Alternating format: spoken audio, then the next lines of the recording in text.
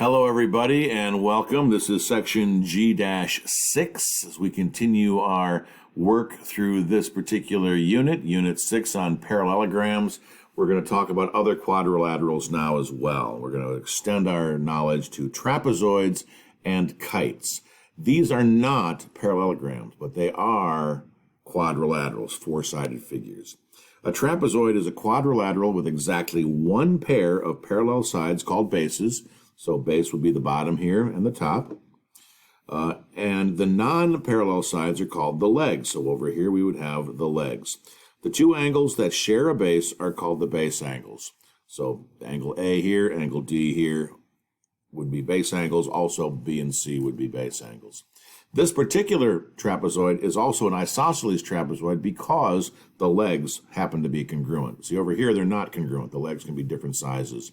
It's still a trapezoid, but this one will be an isosceles trapezoid, which we do see occasionally. All right, let's take a look at some properties of a quadrilateral. And so a quadrilateral is an isosceles trapezoid. If it's an isosceles trapezoid, then each pair of base angles is congruent. So if the opposite sides here, the legs are congruent, then that means angle T and P would be congruent, and angle R and A would also be congruent.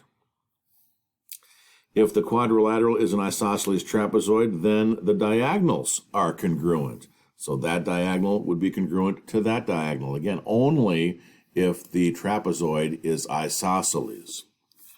And if the quadrilateral is a general trapezoid, doesn't have to be isosceles, then the midsegment is parallel to both bases, this midsegment, which is again drawn through the two midpoints.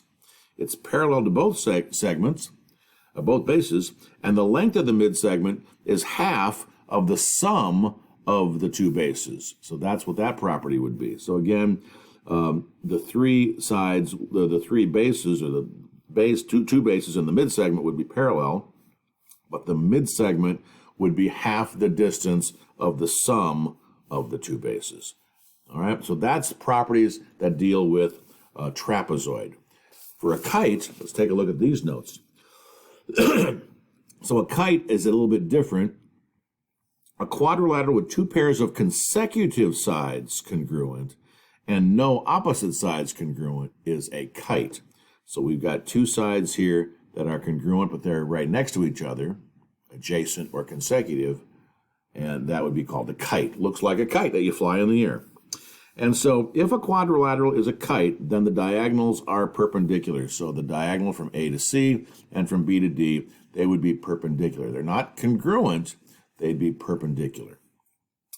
And then here's a big flow chart, basically, of the relationships of all quadrilaterals.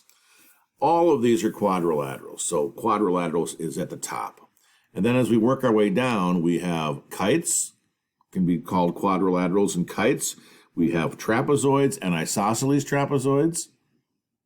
We have parallelograms. A parallelogram could be a rhombus or a rectangle, or if they're both, it's also a square. So all of these are parallelograms.